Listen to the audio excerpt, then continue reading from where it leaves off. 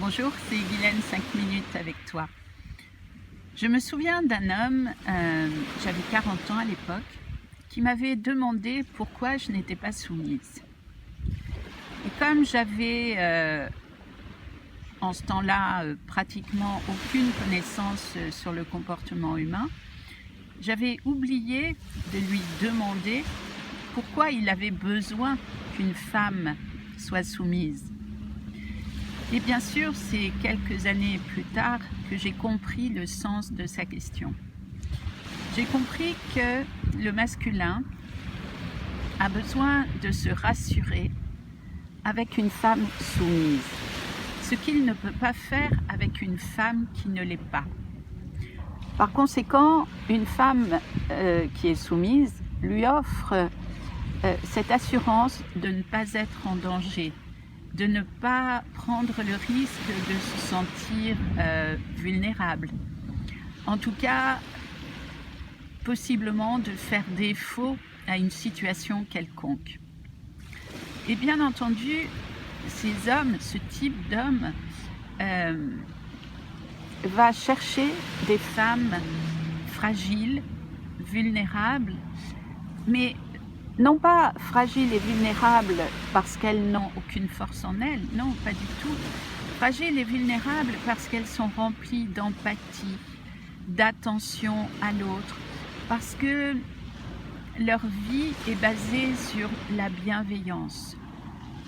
Donc, dans ce cas-là, ils peuvent facilement prendre le pouvoir sur une femme qui est bienveillante et qui cherchera la douceur, le confort d'une relation paisible.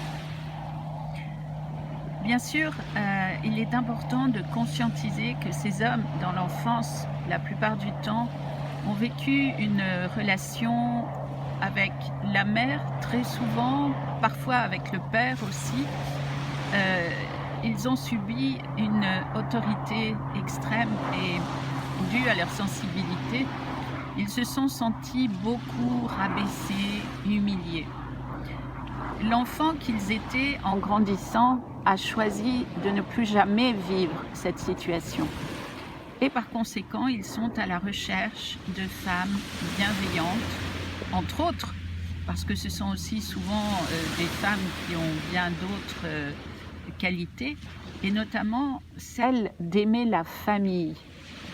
D'une façon générale, le féminin est attaché à la famille. Et de ce fait, on ne peut reprocher au féminin d'être bienveillante et même parfois de se soumettre pour que l'entente puisse être sereine. Néanmoins, il est vraiment important de comprendre que le féminin, dans ce cas-là, ne doit pas pour autant perdre son pouvoir. Le féminin n'a pas à accepter des situations où une personne, un homme entre autres, cherche à dominer, à prendre le pouvoir. Parce que c'est toujours la relation qui en pâtit. Et même si une femme cherche à apporter de la gentillesse et à ne pas créer de problème dans la relation, c'est inutile. Tôt ou tard, le masculin cherchera à prendre le pouvoir, à prendre le dessus, parce qu'il en a besoin. Il ne faut pas oublier que le masculin, il y a très longtemps, était un chasseur. Il a gardé de ce souvenir cellulaire le comportement aujourd'hui parfois qui est celui du prédateur. Non pas pour se nourrir, en tout cas non pas pour se nourrir physiquement, mais je dirais pour se nourrir sur un plan psychique. Il a besoin encore de dominer.